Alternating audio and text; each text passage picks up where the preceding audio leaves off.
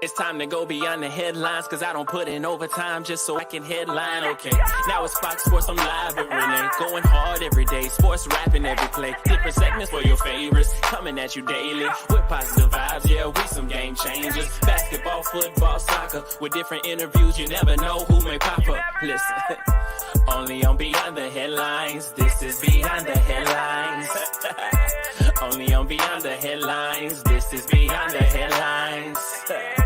Only on Beyond the Headlines. This is Beyond the Headlines with Renee Washington.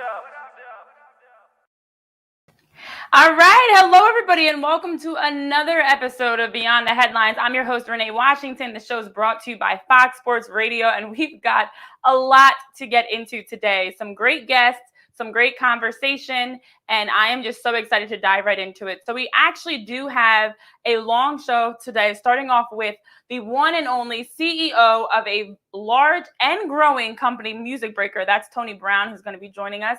And then we also have Will Morgan and John Canty going to be on the show later to bring you some fantasy sports talk around players to watch out for and players to maybe not watch out for fantasy teams this year. And I think they're going to have some great things to say about my Eagles.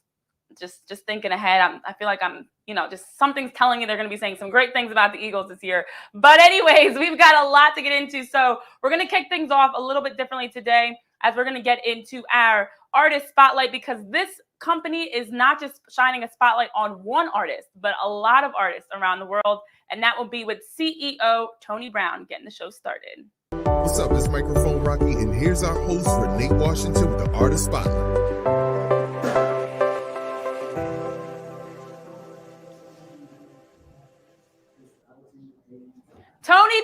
Tone, changing the game. How are you? Tony with a Y. Tony with a Y. I like it.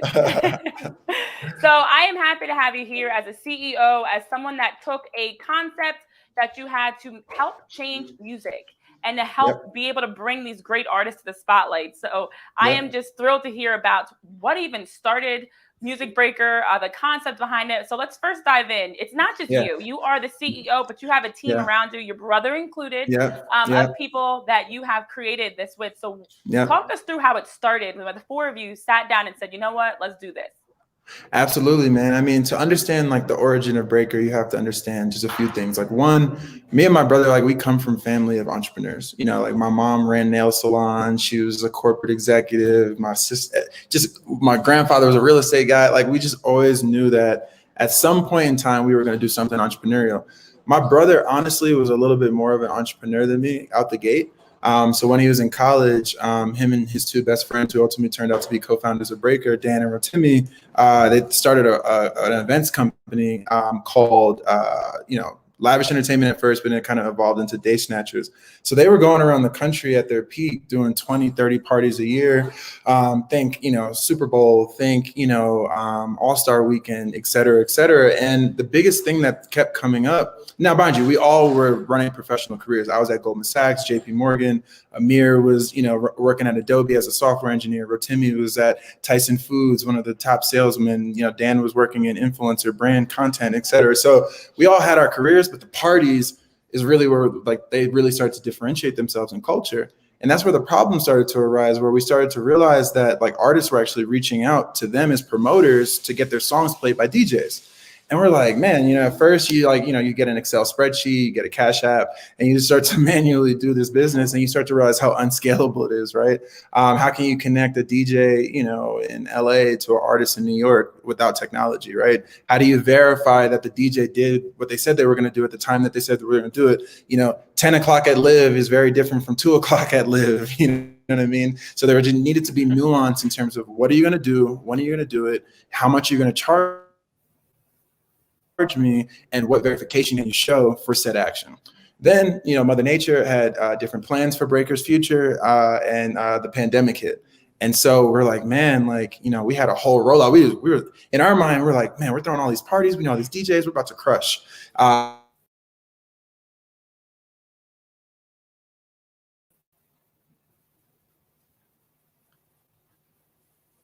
And Mother Nature had a different view when COVID-19 launched, and our grandpa during that time. But from a business perspective, it turned out to be probably like a life-changing moment for us, because songs went from 40,000 songs a day being released on Spotify to 80,000 songs being released on Spotify over the course of a month or two. I'm talking about May 2020. And at that time, who wound up being one of our early investors, this guy named Mitch Kai, he actually, called me and just said, like, look, if you can figure out how to take this business, the same model, and take it online, I'll give you your first check, $40,000, And, we sat back as a founding team and just said, man, can we do this? And we always knew that we wanted to go online. And a lot of the friction points that exist between getting a DJ a file and getting an artist a file and having them interact is the same tension that existed for influencers. So when we looked across the landscape, we're like TikTok, Snapchat, YouTube, Triller, Twitter, all these places where organically music was starting to be discovered, particularly on TikTok, especially in 2020. And so we said, you know what, let's go online. You fast forward to the launch. We've acquired 52,000 users, 53,000. Sorry, we got 1,000 over the past week or two. We've gone on to raise $5 million in venture capital funding from a mixture between tier one venture funds, but also like family offices, and just people just believed in us, man, in like very authentic ways. I was telling someone the other day that our investors, obviously they're investing in Breaker because they want to get a real return that they think is a monstrous, massive market, but they also want to see us win. You know what I mean? They believe in us as human beings. And I think that's important. So that's Breaker. We've generated hundreds of millions of views for artists, literally in like a 8-month time period. We've grown rapidly, and like we're only expanding every day. Like, a new thing that we're doing now is like working with record labels.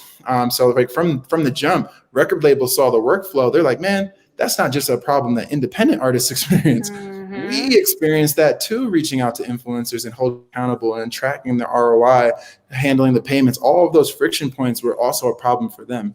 And so Breaker just views itself as a platform really just to take a lot of the friction out of the interaction in the entertainment industry. Wow. Well, first of all, congrats to you and your team for making this happen, because as you mentioned, it started off as something where you kind of were just doing it through your phone, through Cash App, and there were all these different methods that we now are fortunate to have to now say, hey, let's make this a business. Let's put this together. Yeah, and so the first thing I love about that is the fact that we often hear stories of people with ideas that never come into fruition. It's one thing to have the idea and like be sitting, talking around the table, chopping up, saying, hey, this could be a cool business. It's another thing to actually do it. And then it's another thing to actually make it successful. So for those that may have missed it, because I was like doing the math in my head of just the timeline. Share again the timeline of when you started. I'll give you the timeline. Yeah. The dates, because COVID, as you said, this has been over a year we've been working through COVID, and you were able to launch a business shortly before and thrive in the midst of a pandemic with a new business. So for those that missed it, run that back.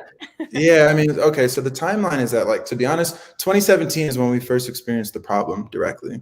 Then, like, that's where, me, Amir, with Timmy, Dan, we just started like ideating on it.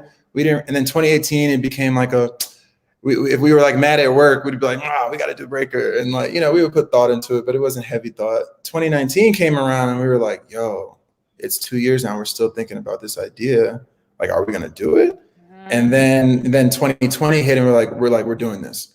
And we just drew. And I think to the spirit of your question is actually like, just do it. I think when you have a stroke of idea, they say the graveyard is the wealthiest place in the whole universe. Right. And it's because there's a bunch of people who had brilliant ideas that never acted on them. And we just didn't want to be in those timid souls. There's like this quote from Teddy Roosevelt, and it's just like the man in the arena. And, I think a lot of times when people don't go pull the trigger on an idea, that it's like they're afraid, they're like, what if I fail? What if I stumble? What if people make fun of my idea? What if it doesn't work? What if I can't raise money? And like, you will literally talk yourself out of it. And I think the power of starting with a team and starting with people that you love, like, those are my brothers at the end of the day, like, those are my co-founders and they're my business partners, but those are my brothers. And I think if I have a down day, Timmy's going to smack me in the face and be like, bro, we're not stopping. If Amir's like, I don't know. And like, and he doesn't do that, but like, just say he did, like, he has his moments and it's like, nah, bro, let's go. Let's keep going. And I think the four of us just kind of like not stopping got us to the point now where we can get people who are smarter than us, who are more talented than us in very specific angles, where we have capital now to pay them what they deserve. And like, it's just coalescing into this thing that honestly is bigger than any individual person. Breaker is an entity that is here to stay. And I view myself in the seat as CEO as just a steward of that, right? And then there will be a day where maybe there's someone who's better to be in that seat. You know what I'm saying? Obviously, hopefully not in the foreseeable future, but I say that to show that the seat of CEO and the seat and the title of co-founder doesn't mean anything. You have to literally drop the ego of that stuff, and you have to show up every day. And if you continue to show up every day, that has a compounding effect that becomes infectious with clients, with users, with investors, with advisors, and with the general public. And I think that Breaker is here to stay because of that energy, you know? And I like that because, as you said, you hold each other accountable. You're building with people that you trust.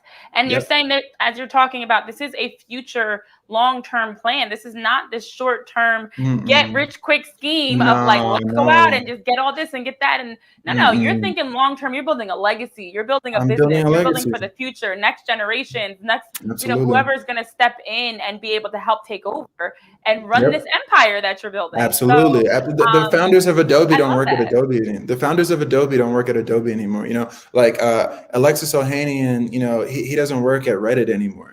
Right. You know, and like those moments come sometimes sooner than others, you know, but I think the biggest thing is like always knowing that you're stewarding this thing and this vision, and like you just won't stop until it's real.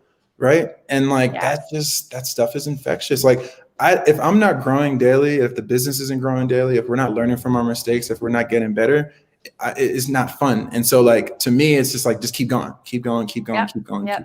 So. And something we were talking about before the show even started is just the fact that you've had to pivot around the pandemic. And I think about even my own work, that everybody in some way has had to pivot. And this change that we've had over the last year, there's this quote I saw on social media. And it was like, if COVID did not bring out the hustler in you, you just wasn't a hustler. Got it.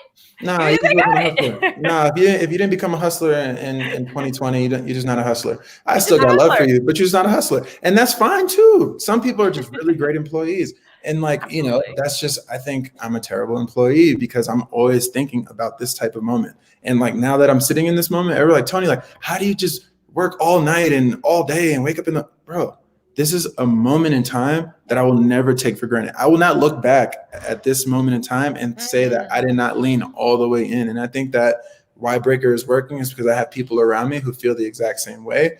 And we're on live TV, so I didn't say the S word, but that S becomes contagious in terms of forward momentum, you know, because like clients could feel it, users could feel it. Your marketing starts to reflect something that we're not stopping, right? And people always want to be on moving trains, and people are afraid to be the first.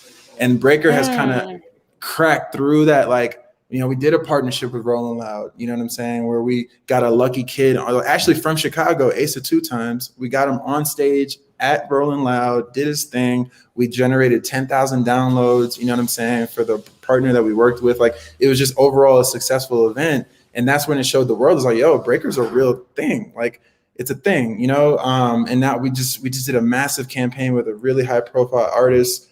Like, it was just super successful. Like, the data is saying that this was a hyper success. And I think success begets success. One of our lead investors always said, like, momentum begets momentum. And then you just got to be a steward of it. And you just got to show up. My wife always says, like, you just got to show up every day, you know? Absolutely.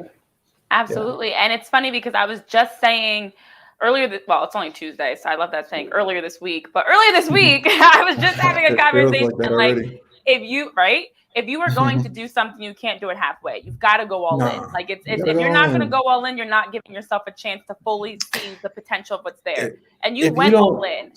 If you don't go all in, I can't even. Kobe, you know, just celebrated his birthday. You know what I'm saying? Like, you know, his biggest thing was like, I can't even interact with you if you have any laziness inside of you. I can't even comprehend your psychological framework of how you think.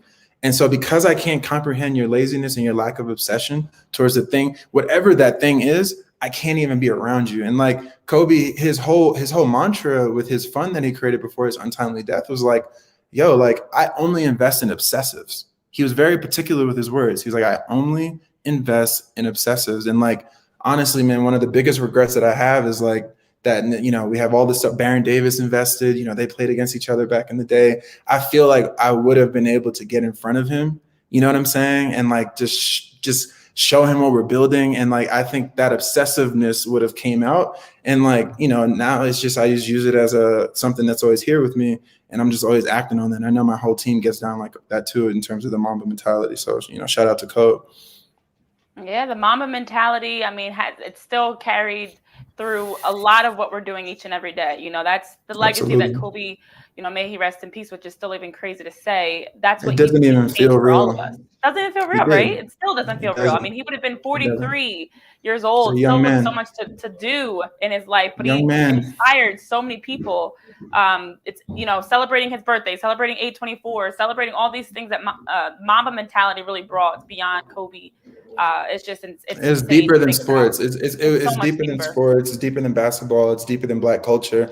Kobe was a you know, he changed a generation, you know, he's a transcendental person, you know, and people like that only come around like once a generation, man, you know, maybe twice if we're lucky. And it's just an honor to have lived at the same time that he lived, you know, just to be able to be a witness. So shout out to Kobe. Absolutely. And I want to also touch on the fact that, you know, as you're talking about taking this leap of faith to build MusicBreakr, and also how it forced you to have to make moves quicker. You know, I think something also that when we are navigating through trying to like figure out what's next, sometimes we're overthinking things. Yeah. But the pandemic, as we were sharing before we were even live, the pandemic forced you to jump right in, maybe like move a little bit quicker from step one and step two, and expand the reach that you have to be able to build a business outside of just your area, but to have people from all over that you're connected to virtual spaces you're working in. So can you share a little bit about just being I'm going to say forced, maybe not as uncomfortable, but forced to move because of what circumstances were put on you that you now had to probably quicker, and looking back, it might have been the best thing for you and for MusicBreakr. Absolutely. I mean, look, I think it's like this. The pandemic, like you said, like if you were a hustler, it came out in 2020. And then it's like, okay, now that you have the hustle, you have to just analyze what your path is. You know, it's like speed for the sake of speed actually isn't a good thing either. Because like if you start to go too fast and you scale up too quick and you can't actually deliver on the promise that you've made to the market, you actually put yourself in a worse situation. So it hasn't just been a focus on speed. It's been focused on intentional speed when important things arise, and then intentional execution when it comes. But also, I think the most powerful thing anybody can ever do in entrepreneurship is actually knowing when to say no, right? And so I think that, you know, that this year has been really like an amalgamation of like stopping and starting, taking feedback, and then moving faster when you get positive signal. And I think that it's not just a go for the sake of going. It's like playing chess. It's like, you know, like Nip says, like playing chess, not checkers. You know what I'm saying? And so, you know, that's just how we've been. And like, I think, you know, the pandemic, you know, just kind of, we weren't the only people to see that this was a market that was growing. We weren't the only people to notice that this is a problem. Now, a lot of our competitors, they take differentiated approaches to it. I would say that MusicBreakr, literally in the name, like we're not focused. It's not that we're not focused on brands, but it's that even if we are interacting with brands, it's in the context of music. How does music create the energy that drives posts, right? And I think that the nuance of like how we think about music and the brand that we've built around that, I think when you look back 5 years from now, that's going to be one of the most differentiating qualities of us in the influencer marketing space, is our ability to tap culture, our ability to use music as the energy source that actually goes out there to create high value situations and outcomes for brands, festivals, concerts, movies, like, you know, political movement, like, you know what I mean? There's no shortage of ways that we can impact the economy and the broader, you know, society. But I think you will look up 10 years from now and you will see music still being a core element of what we do. And that's a fact, you know? That's a fact. I know that's right. Speaking it into existence, making it happen. Hey, law of attraction, baby. Exactly. Speaking that positivity of like, this is what's going to happen, and then step into it. If I don't believe it, who believes it? Bingo. You know, if you're not your number one cheerleader, if you're not encouraging yourself, if you don't believe the talk you talk, the walk you walk, why should the truth follow me? Why should the truth follow me? Why should a client ever give me $1? Why should any user ever sign up if I am not willing to die for that, right? Absolutely. That statement, you know? And that's just the type of time I'm on. Now, tell us a little bit more specifically about what MusicBreakr really brings. You know, I think, as you mentioned, music in 2020 especially, we saw a lot of people dropping music because we were in a space where we were just listening to even more music. It was a great time, I feel like, for music. So what exactly is MusicBreakr? For those that had the chance to check out your website, and I'll drop the link too, and your social media pages, what exactly can people expect from MusicBreakr? Everything. I'm joking. I'm joking. We've got it all. Music for you. Music for you. We're giving out everything. Cars, music, money. No. Let me be serious though. But it's all music centric. But it's a simple premise that one, all the constituents and stakeholders in the entertainment industry should be able to all come into one area and remove all of the friction that exists in terms of them interacting at a baseline level. Where we're starting right now is with independent artists directly connecting with do-it-yourself influencers.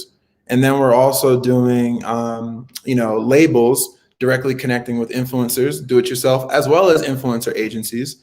And we're just bringing it all together. You know what I mean? And like everything that we do is to like, how do you take away the pain of that interaction, right? And dissecting all the components that exist with making a good experience, a quicker experience, a faster, better. And by the way, tracking that experience and seeing what it was actually worth, and like without, sharing all of our IP, those are the pillars that this thing exists on, right?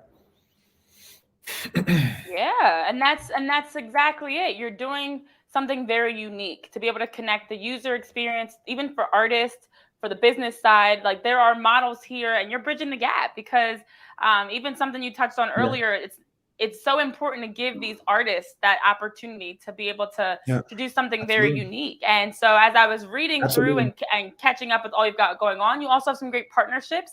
And you did touch on that a little bit. So it seems like the best is yet to come. This is really just the beginning. As you're now rolling out into having your first get together in person as a company and stuff, what are you working on right now in terms of taking that next step for the company? Yeah, the next step of Breakr is funny. Like people look at the website and the product, and we're not even on mobile yet. We have 52,000 people into a website. Mobile responsive, we've been taking feedback on that, but we didn't come from money. We didn't have a benefactor behind us with, millions and millions and millions of dollars out the gate to get us to where we wanted to be. We had to be scrappy. So we took our small, capital that we raised at the beginning, and we made that work for like 9 months to prove concept. So we had to make a lot of trade-offs in that process. But I think the reason why we were able to go raise $4.2 million from Nas, from Baron Davis, you know what I mean? Slow Ventures, pull that off. Former CEO of TikTok invested in Breakr, Kevin Mayer. The reason why we were able to pull that off is because people are like, if they built a brand that big, if they got that many users into a website with that little amount of capital, what if we actually gave them real money to be able to actually go execute on their promise? And so with that capital comes responsibility. You got to put points on the board, right? And so we're doing that. We've just launched a label services business with one of my colleagues, Alicia. And, we're out there just going to talk to labels, putting the points on the board, getting them into the system. You know what I mean? That stuff that's what investors want to see. So we're going to do it. But we're not doing it in the context just to put points on the board.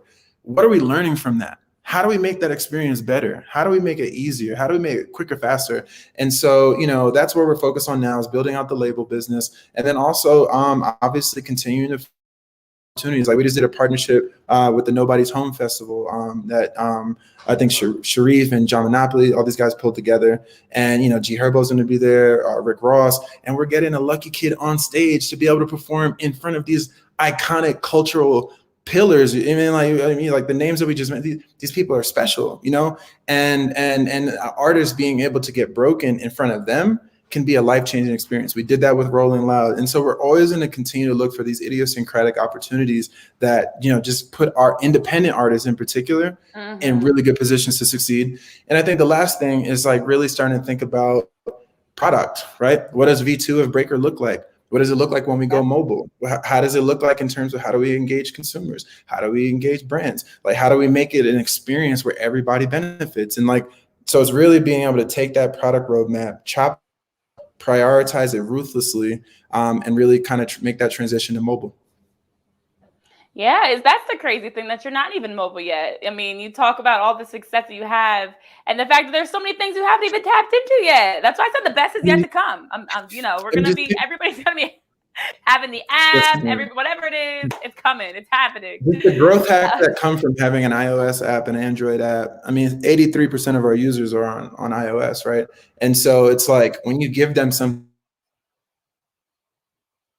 like Steve Jobs level excellent, like the share quotient, the K factor goes up. The way that we're able to tap them on through growth hacking, it's just, it changes the whole game. And but I think that a lot of people go into just building V1 of an app, right? And this is to all the young entrepreneurs out there listening. Everyone just wants to go build an app. I'm gonna go build an app. But if you don't have data, if you haven't done hundreds of user interviews, you know what I mean? If you haven't looked at how they're even interacting in the website, how are you building an app, right? You're gonna waste a lot of money. You're gonna not really get to proof concept because you're gonna run out of cash to keep the engineering lift high.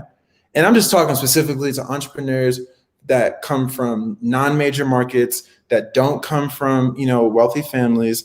You have to be really intelligent in terms of those early days and those decisions that you make. Now, it was painful not having an app, let's just be clear, but our first version of the app is going to be so intuitive and so in tune with real problems that we've experienced in our website that I already know that Breaker is going to have a multiplier effect as soon as we release that.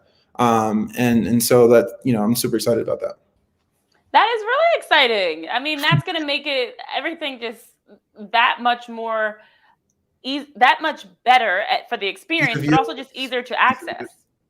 That's it. Yep. People love user-friendly, simple, at their fingertips. You talk about TikTok. You talk about, all these different components. So now they even make it easier for people to get, the music that they want, to be able to listen to the artists that they want. That is incredible. And something that I also loved was the news around the partnerships that you have. So I did see Collab Crib and Rolling Loud. I know you did touch on the Rolling Loud collab. Collab. It's major. I love Collab. First of all, big public shout out to Keith Dorsey and the crew over, and Robbie and everybody over at Collab Crib. I think what they are doing for Black creators is second to none. I think they've inspired a whole generation of other creator houses to come together and, within our culture to really kind of do and execute on that model, engage in brands in super engaging ways. And so it was an honor to be able to work with Keith and the team on that. So definitely a shout out to them. But, it's like Breaker, we just want to be a centrifuge of culture, It's let's go get Collab Crib. Let's bring Rolling Loud in and let's, with all these powers combined, let's use that to drive value for the market, but then let's also use that value to be able to get opportunity for kids who will never have the ability to afford or even have a manager to get them on stage, And so we want to use culture as a weapon to be able to, get more and more opportunities that are unique like that for up and coming artists. And, I think that partnership is dope. I think, Rolling Loud was dope. I think the partnership we have at RGA, it's one of the biggest ad agencies in the world. They were actually an investor in Breaker. And so right now, we're just kind of figuring out ways that we could be accretive to them within the context of culture. So shout out to Dylan Boyd, shout out to, Davion, Sterling, the whole crew over there, because they view Breaker as a way to be able to just continue to push culture forward in very authentic ways with music as the centerpiece of it. And so, there's more on the horizon. I don't like to jinx anything. We got accepted to TikTok's Black Business Program. So that was super cool. So some really cool conversations are going there. So we're just going to keep pushing. You'd be surprised the quality of companies that are reaching out to us.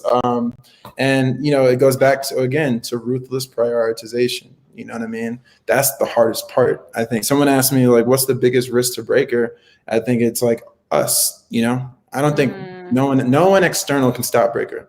Only Breaker can stop Breaker, and because we were fighting against giants just to get to this point, and we're not going to stop now. And so, I think is how we prioritize our efforts, how we organize ourselves as a collective, the attention to detail on content, making sure that we're keeping a constant pulse on culture that's real, authentic, genuine. I know I have internal team members, that push me on that, and I want that. I appreciate that. How do we just do cooler, better, faster the next time? And I just think that when you combine all of that together, it's going to just be something that, like I view labels as brands, Yeah. like, so the labels that we're working with are brand partnerships, and you know what I mean? And I think that you'll continue to see more and more of that out of Breaker in the future. Well, first of all, I'm not surprised. You said that we'd be surprised the amount of the different partnerships that are coming into fruition. Nope, not surprised at all. First of all, when you have the right type of attitude, the right work ethic, you're consistently doing the right things, people are going to take notice. And that's what you're showing here. Even in such a quick amount of time, we're seeing how people are taking notice to MusicBreakr. People are catching on.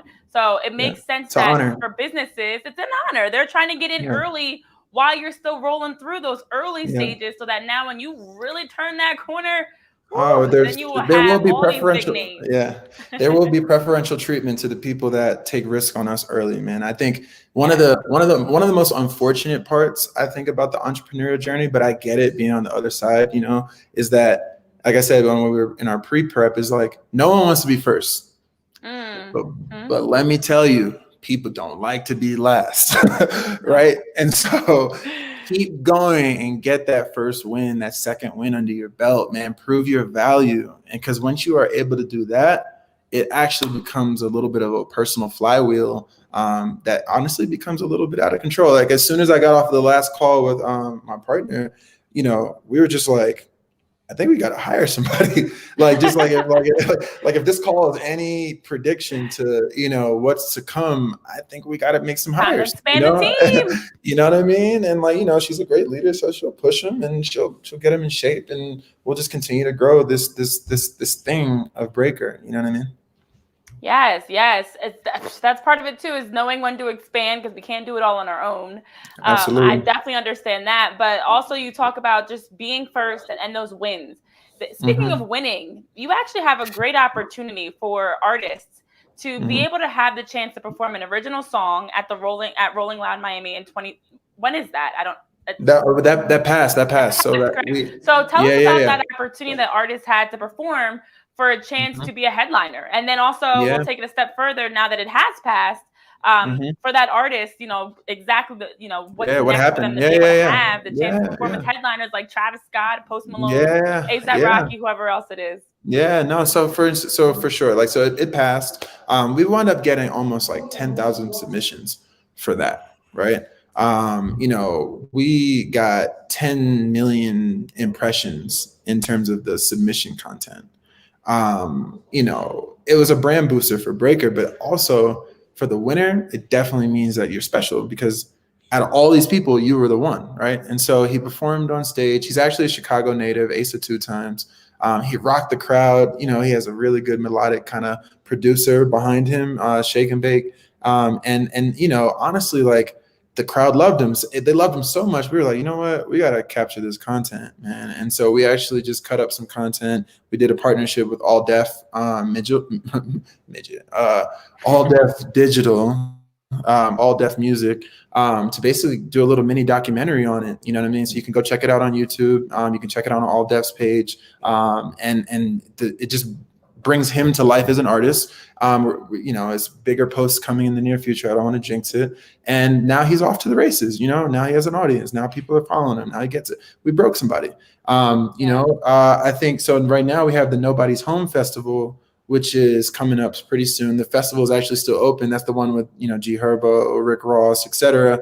That Sharif and John Monopoly, everybody that are running. And same thing. It's free. All you have to do is go to MusicBreakr's page. The instructions are on there. All you have to do is do a compelling video to say why you, show some of your talent, tag us, tag them, obviously.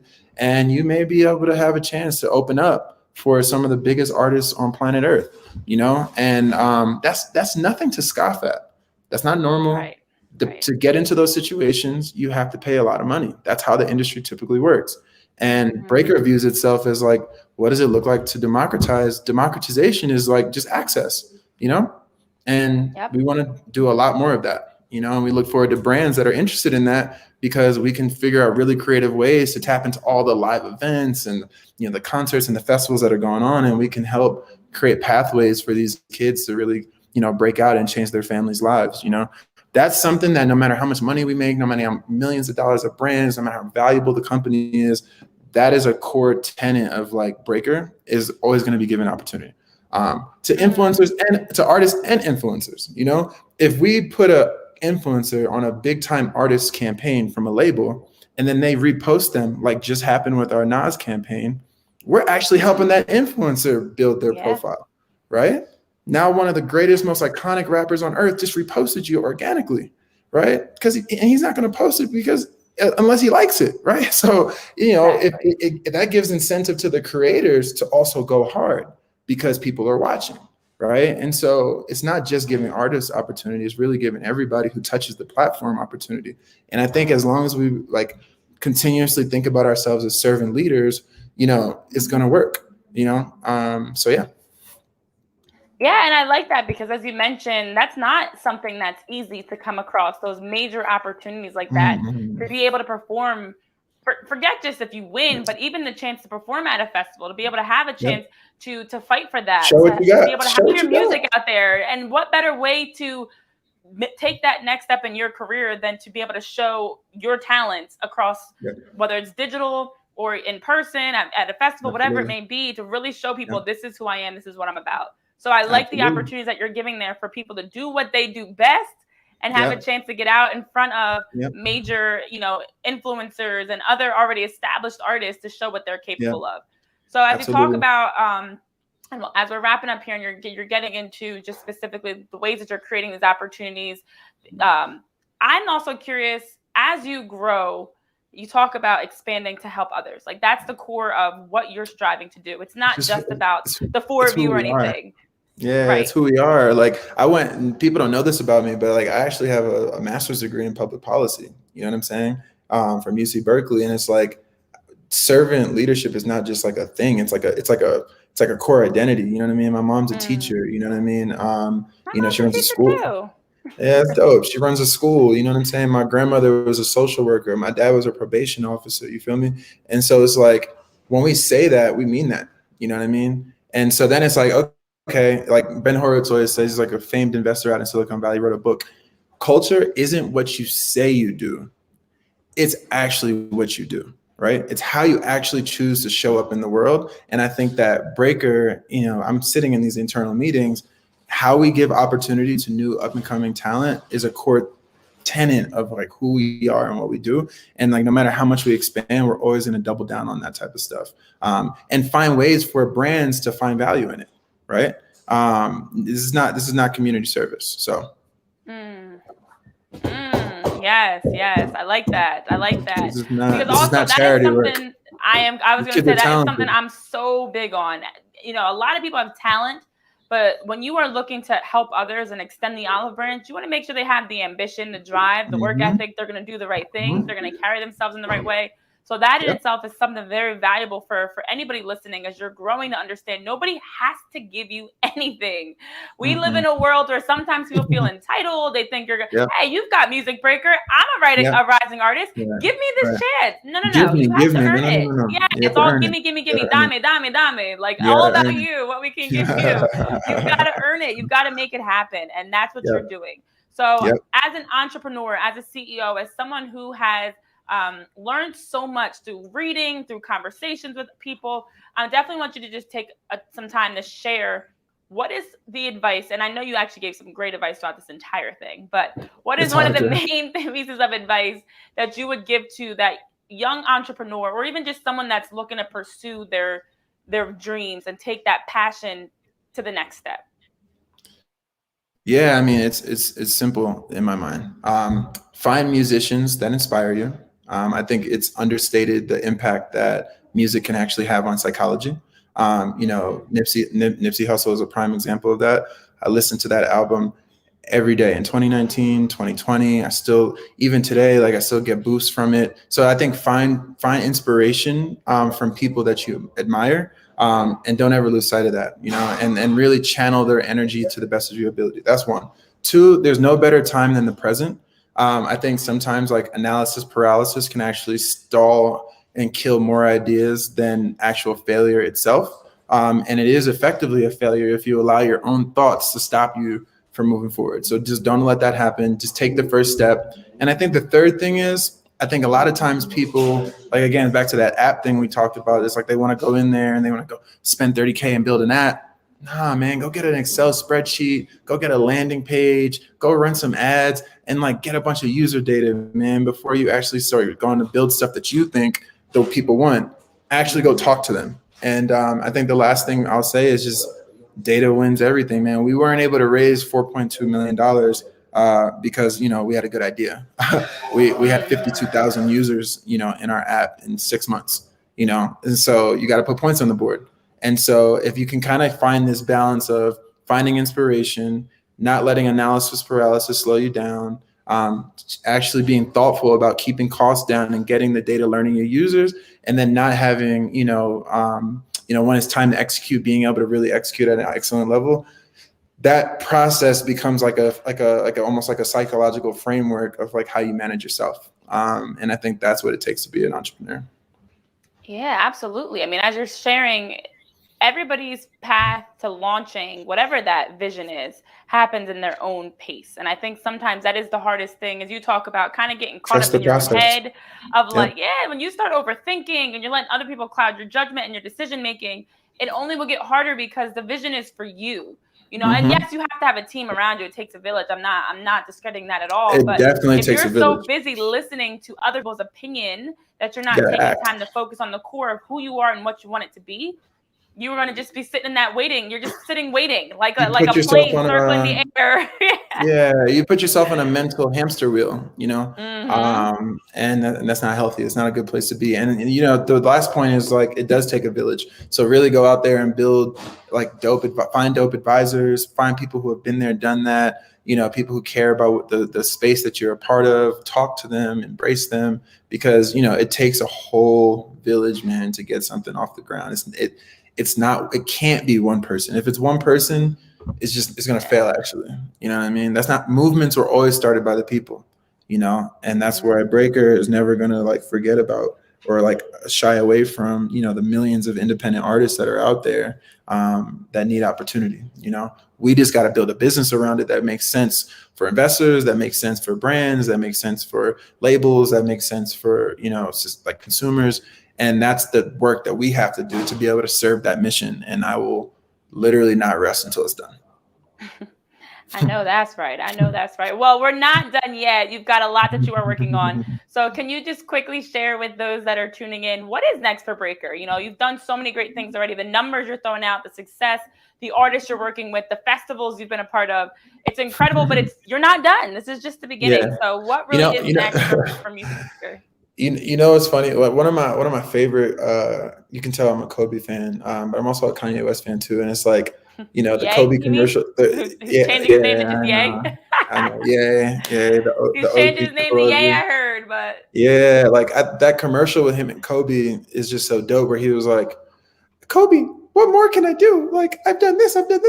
Kobe, how? And he's just like, more. And so like, I guess my answer to your question, like being funny, is like just more users, you know, more product, you know, more labels, more brands, more festivals to be able to give these opportunities, more employees, more talented employees, more engineers, just more life, you know what I'm saying? More life, more everything. And I think that as long as we keep that growth mindset as a company and don't get comfortable, we'll be fine. You know? Absolutely. So that's what's next. More. Yeah. So let everybody know what they can check out as you talk about. There's a lot going on your website, social media wise. Where can people keep up to date with all that MusicBreakr has going on so they can follow as you continue doing more to keep up with all the great things that are coming soon? Yeah, for sure. I mean, like, you know, you put it here on the screen, like just follow us at MusicBreakr. You know what I mean? Like, I think, you know, we don't have an E at the end. We trademarked that actually beyond that. You know, we keep everything there, product updates, partnership updates, you know, just new content, just like culture first content, issues with the platform. We just keep, our Instagram is probably the best place, you know, so shout out to Destiny. I don't know if she's watching, but, you know, shout out to Destiny for that, you know, for just kind of keeping the social strong. That's where you can find everything, you know what I mean? And then, you know, me personally, the super important stuff, like I just did like, you know, if you guys want to just kind of see my psychology a little bit, you can follow me at TBII_9. And I just did like a mid-year recap of just like the state of the state in terms of my own mental frameworks, but then also in terms of the business, you know? So, you know, you follow those two things, and you can follow my brother, you know, the inventor breaker at Nino Breeze, NINOBREEZ. Between those three places, you'll find all things breaker. I love it. I love it. Well, I honestly really respect and appreciate all that you are doing, Tony, as well as your team, Amir, those around you, to have a Black-owned business that is really opening so many doors for a lot of different talented artists, connecting people in a very unique way, influencers, artists, established artists, rising artists, doesn't matter, businesses, and really creating something that's so innovative and so needed too, as well, to be able to provide these opportunities, whether it's for jobs in the team that you're building or even just getting, you know, artists that next step in their career. So thank you so much for taking time to join us here on Beyond the Headlines. It really has been a pleasure learning about MusicBreakr. Absolutely. Thank you so much. All right. No problem. And when MusicBreakr takes off, let's not forget the little people. Oh, come on. Come on. Do I need to put my cell phone on here? You guys can call me anytime. I'm joking. All right, guys. Thank you so much. So, yes, if you guys have not already, be sure to follow MusicBreakr, follow CEO Tony Brown. You can check out the website at musicbreakr.com, as well as their social media handles at MusicBreakr without the E in breaker at the end, I should say. So that is what we're, you know, the thing I was telling you at the beginning is we've got a great lineup now, this show, I should say, because you got to hear a very inspirational story from Tony Brown about how he's been able to launch his own business, his own ideas, his own concept. But we're not done yet. We've got more coming up here on Beyond the Headlines. And for our first live edition of Will's Fantasy Favorites, we've got Will Morgan joining the show with John Canty, football fantasy sports analyst. So they're going to be talking football because obviously preseason is here and the season is amongst us. And we've got a lot to get into with some fantasy sports talk. This is Microphone Rocky, and I'm here with my man Will Morgan with Will's Fantasy Favorites. He's got the latest and greatest sports fantasy picks around the league right now.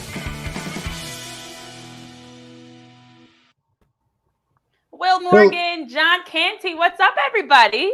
How you doing, Renee? Hello. Thank you for having us on. We appreciate you.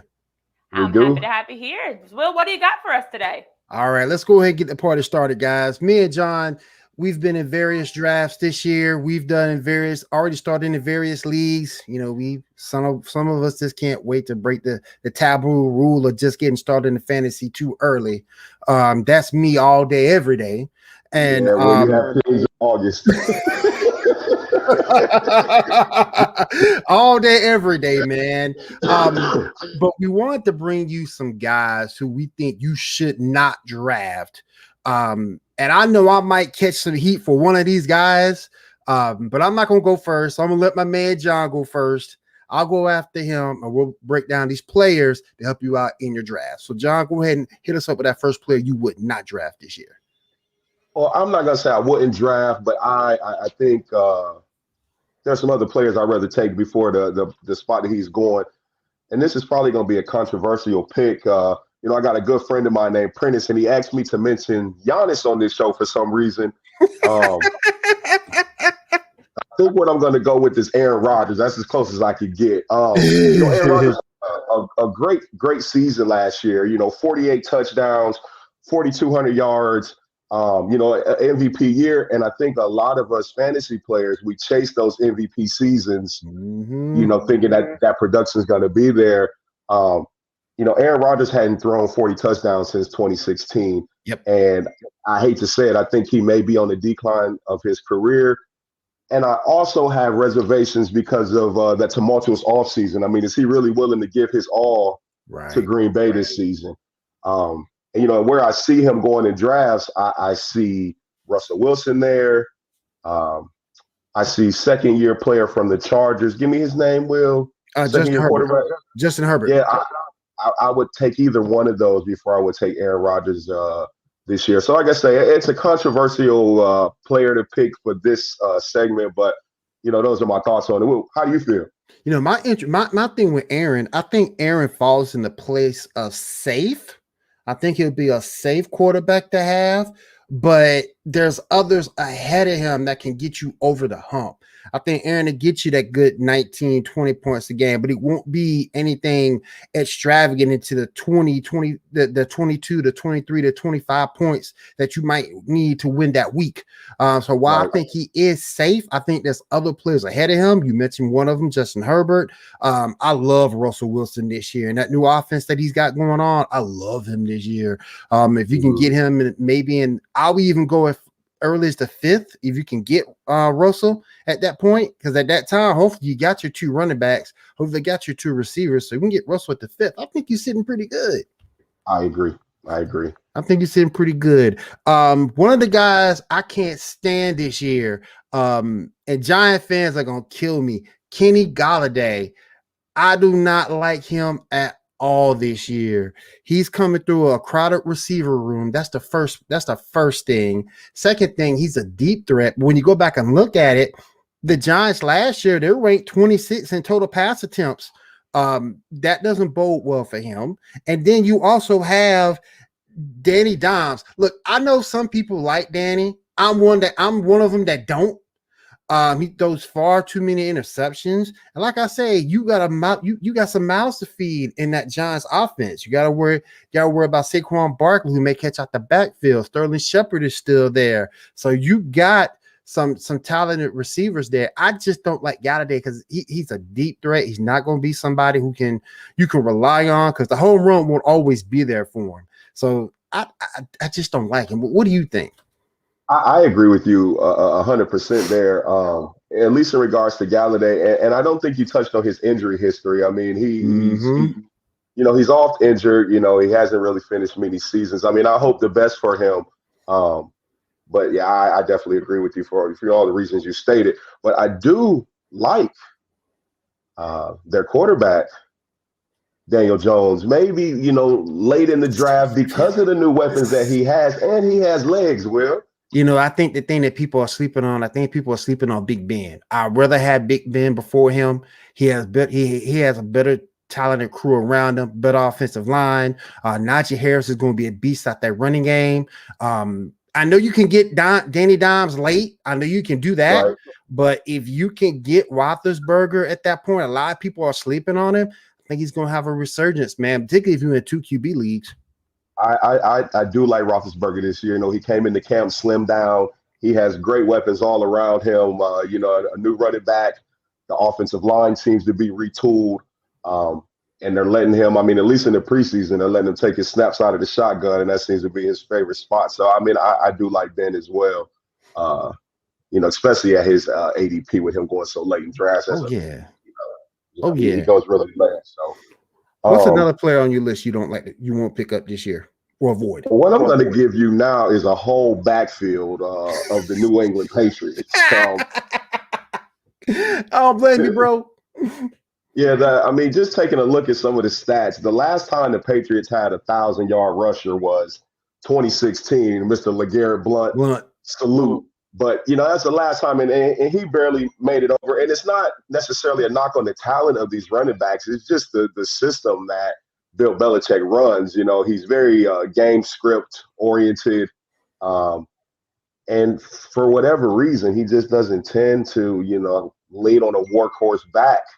At least not throughout the season. Maybe when it gets a little colder, he may get a workhorse to take in there late in the season. But it's just tough to draft any of those guys. I like Damian Harris on another team.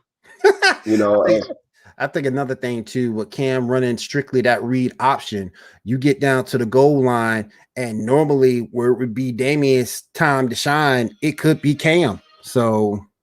Right. Right. I get you on that point. Yeah, and I may soften on my stance if I'm sorry, I'm having a hard time with names today, Will. The quarterback they drafted 10th behind Cam or Matt Jones? I'll soften on that stance if Jones is the quarterback. Yeah. I think that makes sense. I'll soften on that stance, but those are my thoughts with those guys there. I did not say that. I did not say Big Ben have a better season than Rodgers. I just said I would rather have Big Ben than Danny Dimes. That's what I was talking. I wasn't saying Aaron Rodgers. Aaron Rodgers is going to be a safe pick. It's going to be somebody that can get you through. You can get Big Ben late. You can get Big Ben late, and I think you can get Ben, get more production out of Ben than you would Daniel Jones this season. Because again, Ben has a better offense around him than Danny does. So, and plus you don't have to worry about injury history. Saquon, he's coming back from injury this year. You don't have to really worry about that in Pittsburgh as much, hopefully. But with Deontay Johnson, Chris Claypool, Juju Smith-Schuster, hopefully has improved and got humbled himself a little bit. I think Big Ben's going to be looking good. Another player I don't like, and I hate to say this because I am a Saints fan. I ain't feeling Michael Thomas, man. I ain't feeling it. I ain't feeling it, man. He's going at least. Look, he's going to have QB issues. You know, I don't trust Jameis Winston at all. He looked good the other night, but if you look at one of those touchdowns, great Monday night, Will. But if you look at it, that touchdown he threw was it the old boy caught with one hand. I think it was the first one. He threw it in double coverage. That's Jameis for you. He threw it in double coverage. What's he trying to do? He's trying to give everybody a heart attack, man. I mean, oh my goodness. He's going to be in a run-heavy offense this year too. I think you're going to see a lot of Kamara. I think you're going to see you might see Devontae Freeman make a resurrection, so to speak. And again, Thomas won't be back. He won't be back officially until week 6. That's a bye week. You won't see him you won't see him till week 7. Yeah, I'm where Michael Thomas is going in drafts. I'd much rather have Cortland Sutton, or a player like that. They tend to be around. The same range. I took Michael Thomas last year, and it was a bad move. I mean, on paper it was great, but it just didn't work out for me during the season. So I'm not looking to take that chance again either. Now, if I can find him in the 11th and put him in an IR slot, I'll do that. But if that's 6th, 7th, 8th round ADP, I'm not a fan. Who else do you have that you wouldn't pick up? Let's see. I mean, I prep for those two, but one thing that popped up to me is today, for the season, or potentially, I guess we'll know more tomorrow with that Liz Frank injury that he suffered in that Monday night game last night. Do we now have more faith in James Robinson, or do we believe in what James Robinson did last year to carry over into this season? I think with James, you can, even though it's a terrible offense as of today, it's a terrible offense. But you can still, I know some guys looking at James Robinson in the 3rd. I'm not comfortable with him in the 3rd. No. If I can get him in the 4th, or if he can slide down to the 4th or maybe even 5th, I'll be comfortable with him there, maybe as a flex. But that's a terrible offense. That's a terrible offense. I can't trust that. I'm gonna go ahead and get on Renee's hate list right now. There are 2 people in Philly I do not want anything to do with. Oh, she popped in on you. She popped in on me. The 2 people I don't want. The 2 people I do not want Dallas Goedert, and I do not want Zach Ertz. And there's a reason why I don't want them. Number one, if Zach is healthy, he's going to eat into Dallas. He's going to eat into Dallas production. That's the first thing. Second thing, if Philly were to trade him, then I would feel a little bit better about Dallas Goedert. But I just think we lost John. But there we go. But I just think that they eat into each other's production. I'll take Dallas if I have to. Let's say if there was a big, heavy run on tight ends. But for the most part, I just don't like it. I love Hurts. Don't get me wrong. I think Hurts would be a terrific bye week quarterback, someone you could pick up late. But I just don't like that tight end combination. Well, use your words wisely as you talk about the Eagles. Yeah. I'm just listening. Well, I've never been a fan of the Ertz Goddard situation. And then when they had their chances to, basically had the position to themselves, neither one of them has really made made much of it, whether it be injury or just not producing. I am excited for the Eagles overall this year. They do have young talent, Jalen Reagor, new young quarterback. Hopefully, Miles Sanders can stay healthy. We'll let's see Miles come back because he's a good running back when he's healthy. Yeah, and he's not being picked at a ridiculous spot as far as ADP goes. Yeah, I mean, I like him right behind David Montgomery and J.K. Dobbins. I'll be comfortable taking Miles Sanders at that spot, you know. And David Montgomery is another dude I got issues with. I got issues with that because, A, you don't know what your schedule is going to be. That's the first thing. He had a pretty cushy schedule last year in terms of teams against running backs. But with Damian Williams there, Tariq Cohen coming back, his workload's going to be cut in half. You don't know what his schedule is going to be until he actually plays it. But he just has a lot going against him right now. If you can get him maybe in the 4 or 5 turn, I might feel comfortable with it. You know, I think it may be some of this. Will, I traded him last year, and he had a great second half, and it hurt me to watch it, being that he was on my roster, even though I still end up winning the championship in that league. Salute to those guys. I think a lot of them are watching right now, but I'll just slide that in there. We have a question. What's your thoughts on Lamar Jackson this year? Well, look, as I wear my Ravens Super Bowl championship shirt, I think I know the person who asked that question. Oh man, Lamar Jackson. I mean, I love my team, and he is my quarterback, so I accept him. But I'm just not a huge fan. I would like to see better decisions made with throwing the ball, and I really feel like that's his only opportunity because he's a prolific talent. You know, you can't deny that. I just think that passing has to get a little better before we can get over the hump because we still got to look at Patrick Mahomes on the top of that AFC for years to come. Yep. So, you know, until that passing gets a little better, and he has some more weapons, you know, to throw to. He has a great rapport with, the tight end Mark Andrews, Bateman, a new wide receiver for him, who's hurt right now, but I think he'll, still may be able to make an impact on the season. So I'm always rooting for Lamar. But I think that passing ability is a big opportunity. I love Mark Andrews though as a whole because you won't find a more efficient tight end. I think the only player that's been more efficient than him, you can make a case for it, is San Francisco's tight end, and his name, I'm talking on it. Kittle. Yeah. George Kittle. Kittle, Waller, and Kelsey. I mean, those are really the only ones you're going to take ahead of Mark Andrews. I mean, unless you want to take a chance on Atlanta's rookie. The thing with Pitts though, I don't know if Hayden Hurst still isn't a thing for them. And he may well be. I mean, you know, Julio leaving opens up a lot of targets, even though I think Calvin really is going to go nuts this year. But Julio leaving is going to open up a lot of targets. I mean, and you know, we may need a 2 tight end set for Mike Davis to get through that hole. Yep. One more play I want to get your opinion on real quick. I'm gonna go down to the Miami Dolphins. Mike Gesicki. I'm not feeling him at all. I'm not feeling him. He was the recipient of a lot of targets last year, but now that you have Devontae Parker hopefully coming back healthy, Will Fuller coming over, he'll serve his 1-game suspension. They'll be eligible in week 2. Mm-hmm. You're looking at Waddle down there. Waddle has a great rapport with Tua. Mm-hmm. I just don't like it, man. I just don't.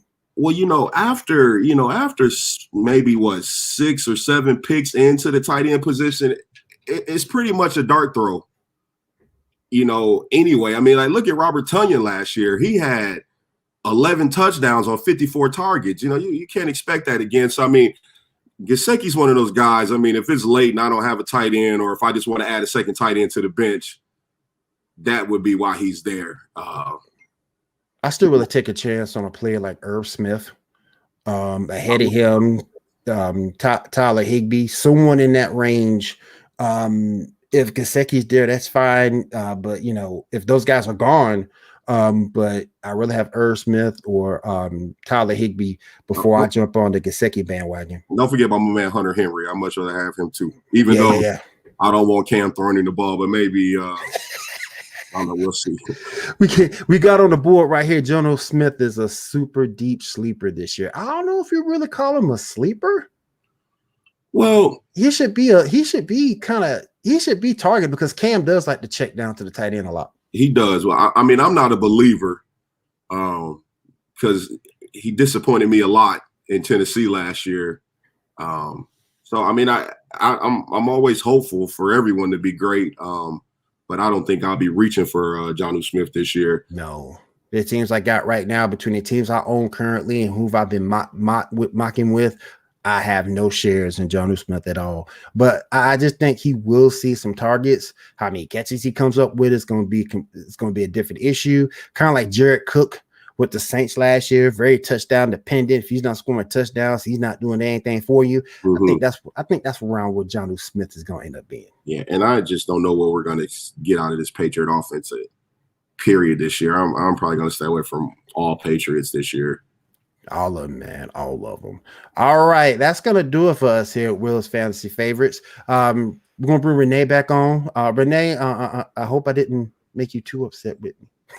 No, I mean, whatever. First of all, I just think it's ironic that you're saying, John, this is something that it just is even weird to still hear. I don't like the Patriots offense this year. I don't think there's anybody I'm going to be looking to put on my team. I know we're over a year out from Tom Brady leaving the Patriots, but it's just still weird to me to have the offense changed so much since he went down to Tampa Bay. So crazy, but I like your takes for the most part. Eagles included, I guess. Mm-hmm.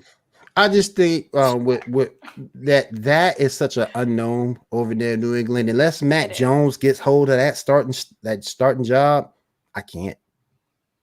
Ooh. Well, I agree with a lot of your points that you guys were saying, that there are still a lot of unknowns. That's the beauty of this. The fact that as we're sitting here almost getting into the start of the regular season, because of preseason games not being a chance to fully see the first string for teams being, for more than a quarter, we still don't really know what we're going to see from a lot of these changes that we've seen, like the offseason, the rookies, and a player like Kyle Pitts. I love it. I'm just excited. Don't sleep on the Eagles, though. That's what I will say. Okay? Don't sleep on the Eagles. Okay. We'll see. That division is up for grabs. It is. The division. The NFC East is always up for grabs. Yeah. I mean, Washington, Philly, the Giants, the Cowboys, it's really anybody's division. Depending on didn't 7-9 win that division last year? Yeah, exactly. 7-9 won. Whoever can win whoever can be a 500 team can win the division. Got a strong chance. Look, as long as it's not the Cowboys, I'll be happy. We agree there. We're here. Facts. I'm looking for a resurgence in the Cowboys this year. If Dak can get healthy, if Dak can get right, that offense I do hope Dak gets back. If Dak can get right, that offense is scary if he can get right. I love CD Lamb this year, but if he can't come back healthy, should have paid Andy Dalton. Yes. No. No. I love it. Well, thank you guys so much for joining. John, you are a fantasy favorite. Okay, that's not even something officially a fantasy favorite. We've got people. Yeah, everybody wants to play with you. Your friends are riding you big time for sure. Just giving you a lot of slack here. They are definitely present in this podcast. I love it. I love the love. Y'all are welcome back anytime. Bring that energy every episode. But yes, Will and John, let people know actually where they can follow you as you're looking to get your fantasy teams going, even how they can join to jump in the fantasy sports league with you. So where can people keep up? Let me find my Twitter name. You can find me on Twitter under @WillieMorg7, WILLIMORG and the number 7. That's where you can find me on Twitter. I am J_SLIM82 on Twitter. I'm John Canty Realtor on Instagram because I do that as well. So I give you fantasy advice. Yep. I can sell your house. You give me the opportunity to put that out there. So if anybody looking to buy or sell a home, I am more than happy to help you in Georgia or South Carolina. That's about it. Yep. Wesley, welcome. Glad you're here. Glad that we had you, John and Will, bringing Wesley and everybody else that you had that was tuned in, giving you a lot of slack for your picks. Slack. This was That's great. what they do. We've got John the Realtor. We've got Will. Technical consultant. If you need your cell phone fixed, come holler. You need your cell phone fixed, come holler. Right. Yes, I love it. But I appreciate you both for joining to jump in on Will's Fantasy Favorites, our first live edition of the segment. And it was great watching you both break down your thoughts around the upcoming NFL season. And we'll see how this all pans out, of course, as we play through the course of the league. But Will, of course, you'll be back. And John, hopefully you'll be back as well to bring us more updates. Yes. Will and I have a draft together on Sunday, so maybe we can discuss that next week. I love it. We're drafting the Superflex Sunday, right, Will? Yeah, Superflex. Mm-hmm. We can discuss. Yeah, I'll be more than happy to be back. And I think Wesley wants to share some of his thoughts, so maybe we can have him on as well. He's ready. Yeah, he's ready to go. He's ready to go. Ready. He's so ready. He's like, put me in, coach. Put me in. Put me in. So thank you guys so much for this edition of Will's Fantasy Favorites. One more time as we roll out here, if I can find your. This is Microphone Rocky, and I'm here with my man Will Morgan with Will's Fantasy Favorites. He's got the latest and greatest sports fantasy picks around the league right now. And thank you all for tuning in to another edition of Beyond the Headlines. This has been a fun conversation, starting off with CEO Tony Brown discussing MusicBreakr and how he launched a business alongside his brother, two of his friends, to make it happen, to give artists a spotlight and a platform for opportunity and growth. And we had Will's Fantasy Favorites with Will Morgan and John Canty, bringing you players to avoid. Watch out for these players. Some of you may disagree with some of these thoughts, but the Patriots offense as a whole, there's some Eagles players to watch out for, and just a lot of great things as we're preparing for the upcoming NFL season. So we're bringing you all the action here on the show each and every week on Fox Sports Radio. Beyond the Headlines is live. And then also, if you miss it, you can always catch up on our show's podcast. So thank you guys so much. I hope you have a great rest of your week. As always, continue to be blessed. Continue to do great things. And I will see you guys more here next week for another live edition of Beyond the Headlines with Renee Washington. Have a good one. Only on Beyond the Headlines. This is Beyond the Headlines. Only on Beyond the Headlines. This is Beyond the Headlines.